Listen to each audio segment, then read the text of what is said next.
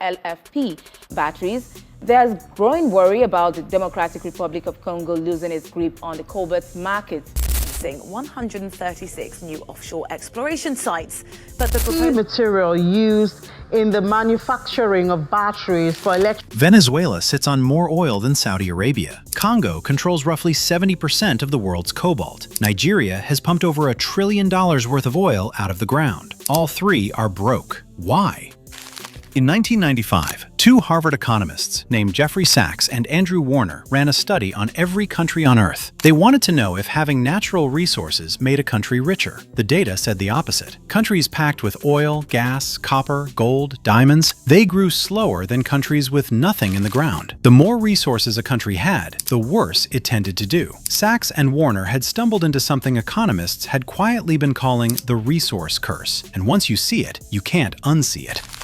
And it wasn't just them. Oxford economist Paul Collier spent years as the World Bank's chief Africa economist before writing The Bottom Billion. He found something darker. Countries dependent on natural resource exports were significantly more likely to fall into civil war than countries without resources. If your economy is built around something you can dig up and ship overseas, every armed group on Earth has a reason to fight you for it. Resources become a target. The state becomes a prize. Darren Asamoglu and James Robinson, two economists who won the Nobel Prize in 2024 for their work on institutions, push the idea even further. They argue the curse isn't really about resources at all. It's about what kind of government the resources land in. Good institutions plus oil equals Norway. Extractive institutions plus oil equals Venezuela. The resource amplifies whatever the country already is. Look at any map of the world's poorest countries. Now look at a map of the world's richest mineral and oil deposits. They are basically the same map. To understand why, you have to go back to a small town in the Netherlands. In 1959, in a Dutch town called Groningen, they discovered one of the largest natural gas fields ever found. Money poured in. Within a decade, the Dutch currency had ballooned. Exports of everything else, cars, electronics, ships, became too expensive on the world market. Dutch manufacturing collapsed. Unemployment jumped. The country had gotten richer on paper and weaker in every other way. The Economist magazine gave it a name in 1977, Dutch disease. Here's how it works. A country strikes oil. Foreign buyers exchange their currency for the local one to pay for it. That demand pushes the local currency up. Suddenly, everything else that country makes, clothes, electronics, farm exports, is more expensive than the competition. Factories close. Farms shut. Workers rush into the one industry that still pays, the resource industry. The economy hollows out. The day the resource runs out, or the price crashes, there is nothing left. The Netherlands recovered. They had strong institutions, an open economy, and a manufacturing base that eventually came back. But most countries that catch Dutch disease never recover. They find a new oil field. They tell themselves this time is different. It never is. And Dutch disease is just the start. The real curse is what happens to a country's politics. Nigeria, Africa's largest oil producer for most of the past 50 years. Since independence in 1960, more than $1 trillion of oil revenue has flowed through the Nigerian government. By every economic logic, Nigeria should be a middle-income country. It is not. Nigeria has the largest population of extremely poor people on the planet. Over 87 million people living on less than $2 a day, according to the World Bank. The Niger Delta, where the oil is pumped, is one of the most environmentally devastated regions on Earth. Oil spills coat the rivers. Gas flares burn 24 hours a day. Life expectancy in the Delta is lower than in the rest of an already poor country. Where did the $1 trillion go? Some was stolen. Transparency International consistently ranks Nigeria among the most corrupt countries on Earth. Some funded a government that never had to ask citizens for taxes because the oil paid for everything. And when a government doesn't need your taxes, it doesn't need your vote either. The Nigerian state became answerable to whoever controlled the oil pipelines, not to the people.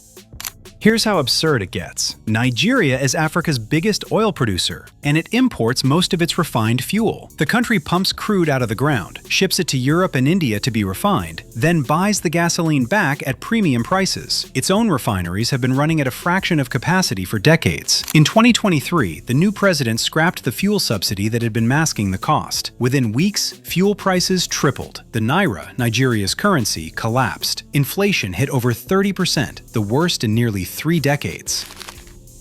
And the security situation has cratered. Boko Haram in the northeast, bandit kidnappings in the northwest, pipeline militants in the Niger Delta, separatist tensions in the southeast. Every one of these conflicts is downstream of the same fact: a state that doesn't function for its citizens because it never had to. Now Venezuela. The most extreme case in modern history.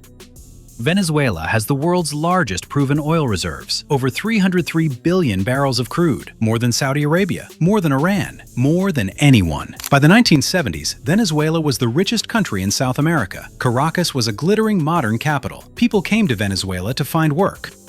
Then the oil price crashed in the 1980s. Then it recovered. Then it crashed again. Boom, bust, boom, bust. With each cycle, the Venezuelan government borrowed more, spent more, and built less. By the time Hugo Chavez took power in 1999, Venezuela was already addicted to oil money. Chavez doubled down. He used the rising oil price of the 2000s to fund massive social programs, nationalized PDVSA, the state oil company, and fired thousands of experienced engineers. The fired engineers were replaced by political loyalists. The company's output started falling almost immediately.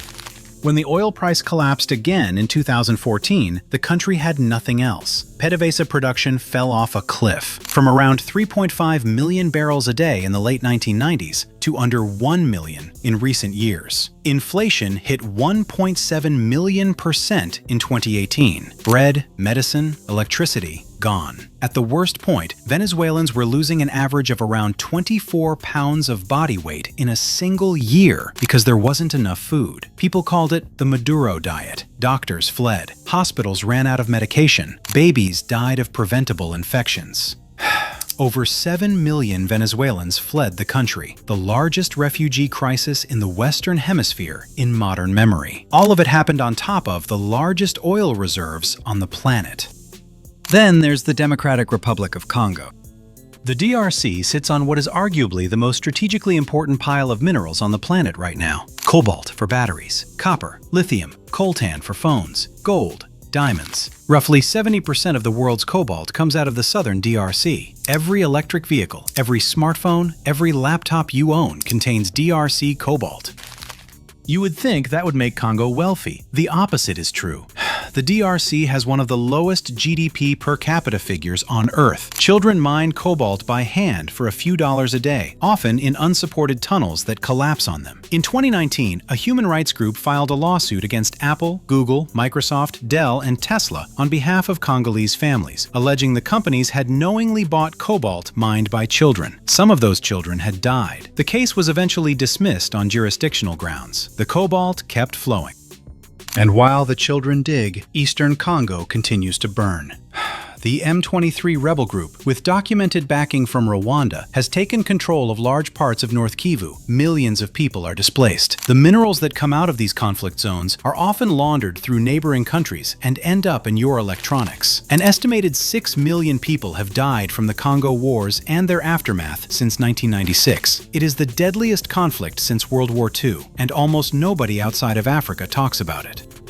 The pattern repeats every time. When a country's wealth comes out of a single hole in the ground, whoever controls the hole controls the country, and other groups will fight to grab it. Resource wealth is portable. You can dig it up and sell it overseas without ever building a single factory or training a single citizen. So nobody builds the factories. Nobody trains the citizens. The country is rich and the people are poor. Saudi Arabia is the version of the curse that looks healthy. Riyadh is full of skyscrapers. GDP per capita is around $30,000. But peel back the surface and the same dependency is there. Oil and gas have historically funded around 90% of Saudi government revenue. Citizens pay almost no income tax. In return, citizens have almost no political voice. Non-oil exports are tiny relative to the size of the economy. The Saudi government also needs the oil price to stay above a certain level just to balance its budget. The number moves every year, but it's typically over $80 a barrel. Below that, the kingdom runs a deficit. So the kingdom is now spending hundreds of billions on Vision 2030, a plan to build new industries, new cities, new tourism, anything that isn't oil. The Crown Prince has bet the future on a project called NEOM, a $500 billion futuristic city in the desert, including a 170-kilometer-long mirror-walled megastructure called The Line. Half visionary, half desperation. Because Saudi Arabia knows what happens when the world stops buying oil. They have watched Venezuela. They do not want to be next. So is the resource curse inevitable? No. There are escape stories. The most important one is Norway. Norway found massive oil reserves in the North Sea in 1969. By every prediction, Norway should have gotten Dutch disease worse than the Dutch. Instead, the Norwegians did something almost no other country has ever done. They wrote a rule into law that the government can only spend a small fraction of the oil money each year. The rest goes into a sovereign wealth fund. That fund is now worth approximately $1.7 trillion. It is the largest sovereign wealth fund on the planet. The rule is called the fiscal rule. The government can only spend an amount equal to the expected real return of the fund, currently around 3% a year. Anything more, and the fund grows. Anything spent on current consumption has to come from current taxes. It sounds boring. That boredom is the whole point. Norway's politicians don't get to feel rich, so the country actually stays rich. When the oil eventually runs out, Norway will still be Norway. It will just be Norway with a $1.7 trillion piggy bank. Other escape stories exist. Botswana, which has used its diamond wealth and strong institutions to become one of Africa's longest-running democracies. Chile, which set up a copper stabilization fund. The United Arab Emirates. Dubai realized early its oil wouldn't last and built airports, ports, banks, and tourism instead. Today, oil is less than 1% of Dubai's economy. But these are the exceptions. The rule is the curse. The lesson is the same in every direction. The resource isn't the problem. The institution is. A country with strong courts, low corruption, a tax system, and democratic accountability turns oil into wealth. A country without those things turns oil into a weapon, used by elites against everyone else. Geography hands a country the wealth. Politics decides whether the wealth lifts the country or buries it. In the next videos in this series, we are going deeper. Nigeria, the trillion-dollar tragedy. Venezuela, how the richest oil nation on earth ran out of bread. Congo, the war for your phone battery. Saudi Arabia, what happens when the world stops buying oil? Because here's the thing nobody teaches you in school. The countries on top of the most valuable rocks aren't winning. They are being held hostage by their own ground. And that is the resource curse. Geography decides money. Geography decides power. And sometimes, geography decides ruin.